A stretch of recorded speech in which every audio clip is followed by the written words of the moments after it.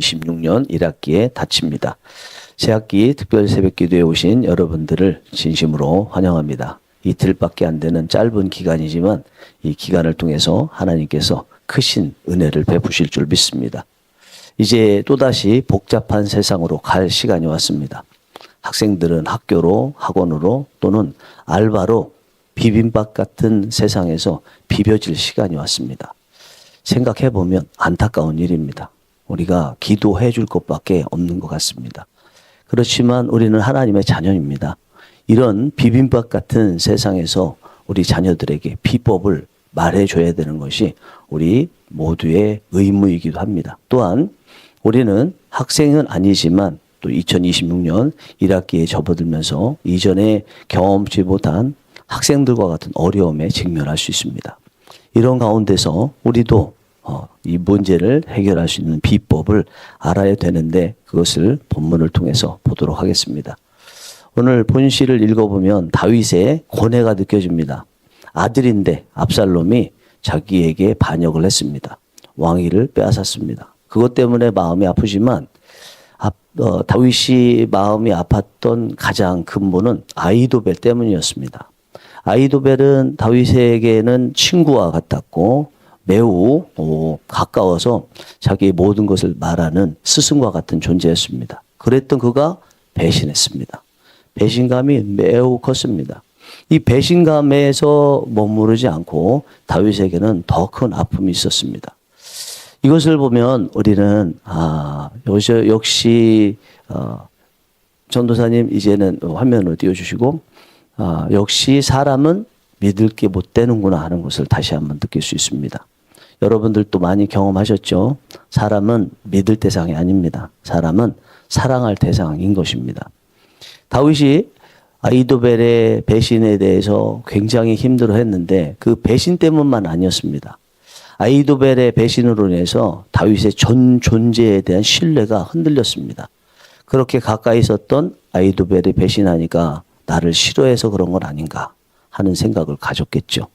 그렇다면 지금 남아있는 사람도 내 앞에서는 나를 좋아하는 것처럼 말하지만 실상은 나를 싫어하는 것 아닌가? 혹시 내 가족들도 싫어하는 것 아닌가? 하나님은 어떤가 하는 존재적인 회의감이 들었던 것입니다. 그러니까 너무너무 힘든 상황에 있었습니다.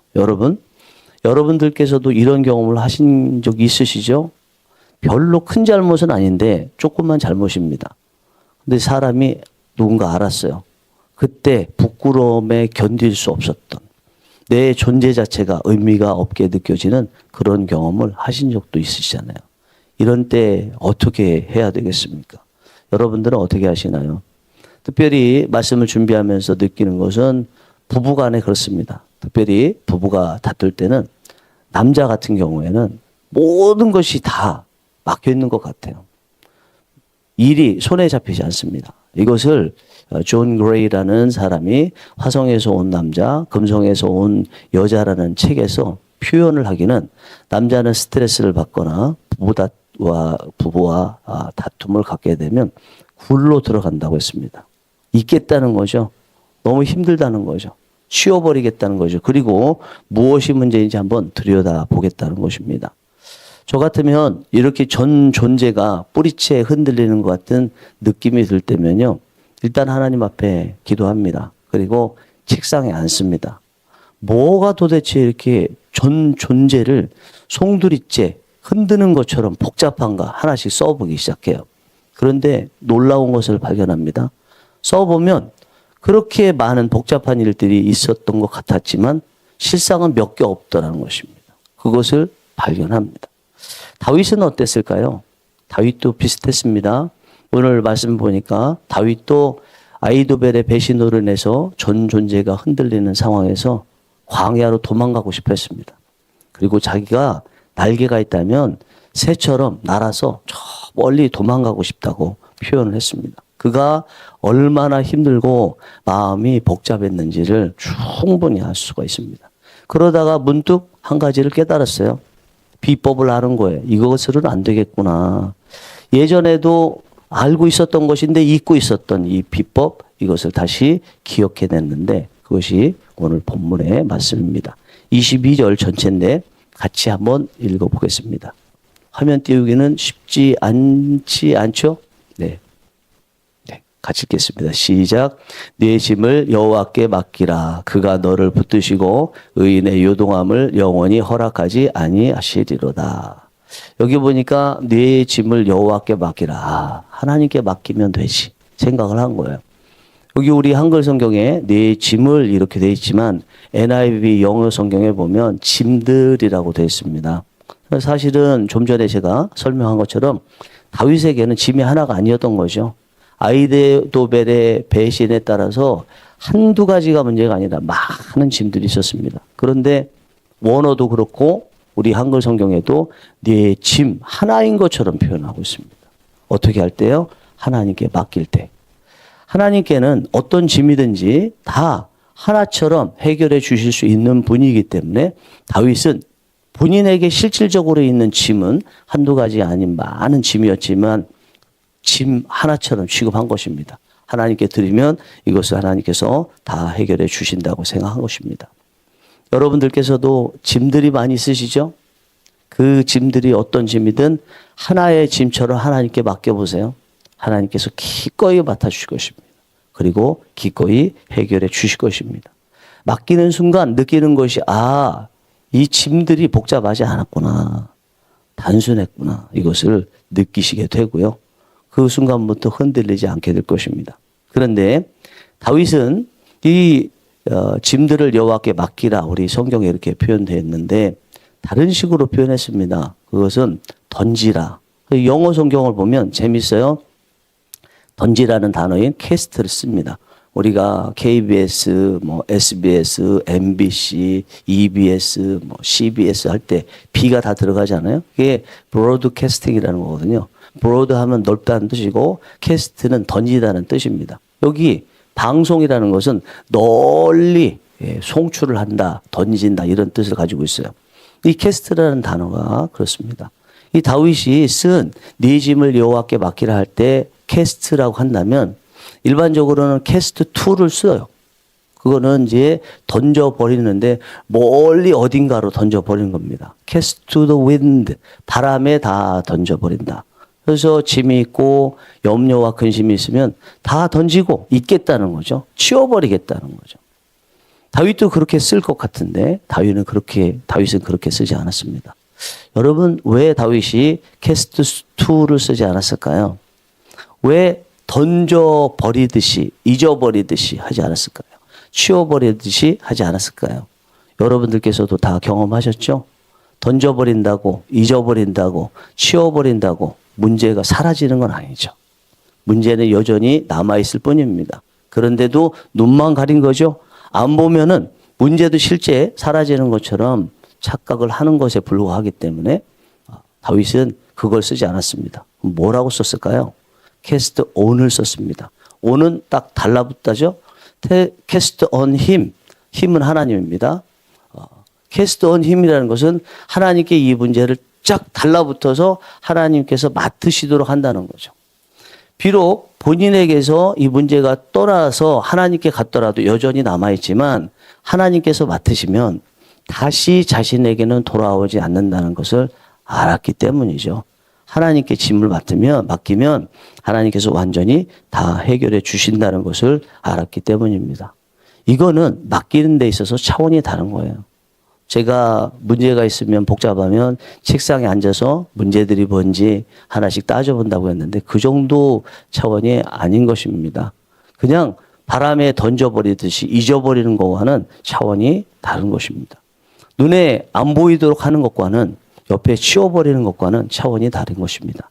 하나님께서 완전히 다 맡아서 해결해 주시는 것입니다. 다윗이 하나님께 맡기기 전에 막 복잡한 것들로 인해서 흔들리던 상태, 흔들리지 아니하리로다 이렇게 했는데 그 상태를 한번 생각해 보면 딱 떠오르는 장면이 있어요. 그는 풍랑이고 요동치는 배 안에 있을 때의 모습이죠. 풍랑이고 요동치는 배 안에 있게 되면 같이 몸이 막 흔들립니다. 그러다가 갑자기 배가 안정을 찾았습니다. 한번 띄워줘 보세요. 왜 배가 안정을 찾았냐면 배에서 바다에 닻을 내렸기 때문입니다. 저 낚싯바늘 모양같이 생긴 쇳덩어리 저 닻을 바다에 던지니까 바위 같은 데에 딱 걸리죠. 그래서 표류하지 않고 한 곳에 딱 정박하게 되는 거. 이것이 닻의 모습인데 오늘 본문에 다윗의 문제에서 다윗에게 필요한 것이 무엇인가 보면 닻이 필요한 거예요. 닻이. 흔들리지 않을 닻이 필요한 거예요. 그러면 다윗이 오늘 본문에서 하나님께 짐을 맡긴다고 한 것은 하나님께 지금 닻처럼 맡기겠습니다 라고 말을 하고 있는 것입니다. 다윗에게 필요한 것은 닻이었습니다. 우리에게도 복잡하고 흔들릴 때 필요한 것이 닻입니다. 닻을 찾아야 됩니다. 눈 가리개로는 안 됩니다. 볼펜과 종이만으로는 안 됩니다. 하나님께 맡길 수 있어야 됩니다. 예수님께서는 마태복음 7장 24절에서 27절에서 두 가지 집에 대해서 말씀합니다. 비가 오고 홍수가 났을 때 흔들리는 집이 있고 흔들리지 않는 집이 있다고 합니다. 흔들리는 집은 모래 위에 지은 집이고 흔들리지 않는 집은 반석 위에 지은 집이라는 거죠. 이 반석에 대해서 사도 바울은 고린도전서 10장 4절에서 예수 그리스도다라고 말을 했습니다. 닻을 내리는 대상, 반석이어야 되는데 그 반석이 예수 그리스도라는 거죠. 이 말씀대로 우리가 송두리째 흔들릴 때 예수 그리스도를 만나서 예수 그리스도께 우리 존재를 맡기게 되면 닻이 바위에 걸리면 흔들리지 않는 것처럼 흔들리지 않을 수 있다는 것입니다. 예수님의 십자가가 떠올려지고 느껴지면 그렇게 됩니다. 예수님은 우리 대신에 죽음을 맞으셨습니다. 십자가에서 죽으셨습니다. 예수님을 믿는다는 것은 무엇인가? 죄인이었던 나도 죽는 거죠. 내 의도 죽는 것입니다. 내 교만도 죽는 것입니다. 때로는 억울한 마음이 드는데 그 억울한 마음도 죽는 것입니다. 복잡한 마음도 죽는 것입니다. 내가 짐을 지겠다, 책임지려는 그런 자세의 마음도 죽는 것입니다. 대신 내 짐을 주님께 맡기는 것입니다. 주님의 십자가에 내 영혼의 닻을 내리는 것입니다. 그 순간 세상이 멈춘 것처럼 고요하게 됩니다. 온풍기 소리도 안 들립니다. 비난하는 소리도 안 들립니다. 걱정으로 한숨 지는 소리도 안 들립니다. 천사들의 찬양 소리만 들립니다. 새들의 노래소리만 들립니다. 평온을 되찾은 자신 내면에서부터 울려나오는 찬양 소리만 들립니다. 올 2026년 1학기가 이랬으면 좋겠습니다. 여전히 세상은 돌아가고 있습니다. 기계 소리도 나고 걱정하여 통곡하며 우는 소리도 나고 카드값 내라는 은행으로부터 걸려온 전화벨 소리도 여전히 들립니다. 과제를 다음 주까지 제출하라는 선생님의 소리도 여전히 들립니다. 그러나 십자가를 만나면 아무 소리도 들리지 않습니다. 우리의 2026년 1학기가 이렇게 되었으면 좋겠습니다. 하나님께 맡기면 그렇게 됩니다. 아멘. 그렇게 됩니다. 십자가 앞에 내려놓으면 그렇게 됩니다. 그렇게 되면 자유로울 수 있습니다. 아이러니하죠? 흔들렸던 사람이 십자가를 만나고 예수님을 만나고 하나님께 닻을 내리듯이 내리면 움직이지 않게 되는데 자유롭다니요. 자유로워져요. 배에 닻이 내려지면 움직이지 않는 것 같지만 그러나 닻을 기준으로 해서 구심점으로 해서 좌우 상하 앞뒤 이렇게 움직이죠. 흔들흔들 움직입니다. 자유하게 되는 것입니다. 하나님께 맡기면 속박되는 것이 아닙니다. 하나님의 안전한 보호 아래 자유로울 수 있습니다. 기독교인은 방탕하지 않습니다. 기독교인은 방종하지도 않습니다. 그렇다고 흔들리지도 않습니다. 자유롭습니다. 동시에 안정적입니다. 마치 전통이 잘 잡힌 학교의 학생들과 같이 됩니다. 이렇게 하나님께 맡기려면 내 자신에게 하나님을 신뢰하라고 가르칠 수 있어야 됩니다. 다윗은 본문에서 짐을 맡기라 했는데 자기가 난 짐을 맡길리라 이렇게 말할 것 같은데 내 짐을 맡기라 그럽니다. 이 성경을 잘 모르고 또 성경의 전반적인 문체라든지 하나님에 대해서 잘 모르시는 분은 다윗이 내 짐을 맡기라 그러니까 다른 사람 누구 앞에 있는 사람에게 맡기라 그러나 이렇게 해석하기 어렵다 생각할 수 있습니다. 그러나 다윗이 자신에게 말하는 것이요. 다윗 너 내 짐 하나님께 맡겨 이렇게 말하는 것입니다. 그리고 나라고 하지 않고 너라고 표현하고 있습니다. 앞에 있는 다른 사람에게 말하듯이 합니다. 흔들리는 자신에게 마치 앞에 있는 누구에게 확신을 가지고 말하듯이 자신에게 하나님을 신뢰하며 짐을 맡기라고 말을 하고 있습니다. 그러면 하나님께서 붙드실 거라고 합니다. 자신부터 설득하라는 거죠. 새 학기를 준비하기 위해서 특별 새벽 기도회를 가지면서 우리가 제일 먼저 해야 될 것이 무엇일까요?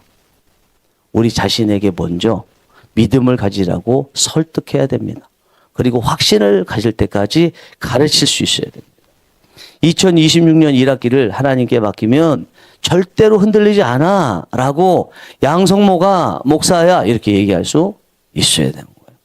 그 확신이 들 때까지 계속 설득해야 됩니다. 우리 자신이 설득되어서 하나님께 맡기면 된다는 마음이 들어야 됩니다. 우리가 안 맡기는 부분이 있습니다. 그 부분은 하나님께 맡겨도 하나님께서 해결해 주실 수 없다고 생각하기 때문에 안 맡기는 것입니다. 실상을 들여다보면. 아이러니하죠? 우리가 예수님을 믿는 이유는 우리가 직접 맡아서 하면 해결할 수 없기 때문에 해결하실 수 있는 분은 예수님, 삼위일체 하나님밖에 없기 때문에 맡긴다고 합니다. 그러면서 또 어떤 부분에 대해서는 하나님도 못하실 거야. 그러니까 내가 하겠어. 여러분, 여러분의 삶에서 여러분들이 직접 해결하려고 했을 때 해결되는 게 얼마나 되나요?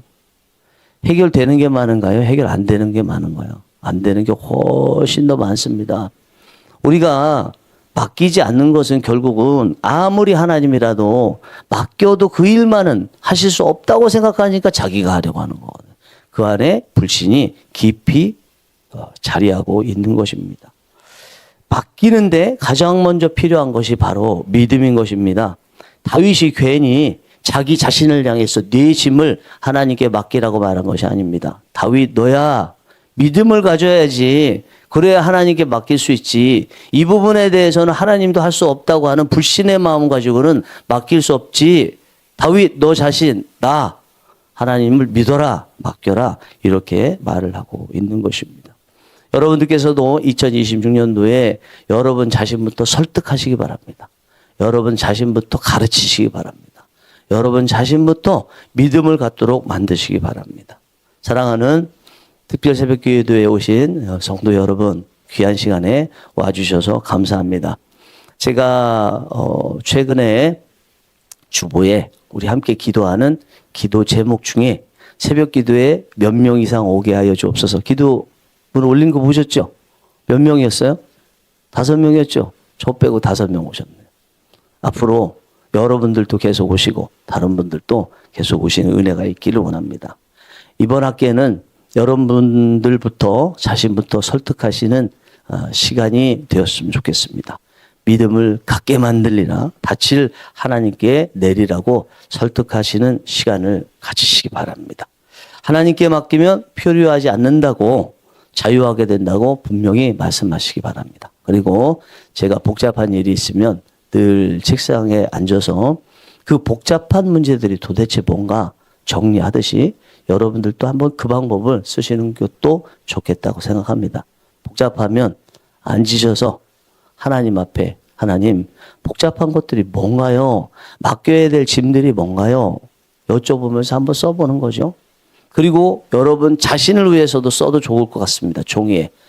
야, 나 자신아, 너 하나님을 믿어야 되지. 이 부분에 대해서 네가 하나님 안 믿고 있잖아. 이 부분만은 하나님께서 못하실 거라고 생각하고 있잖아.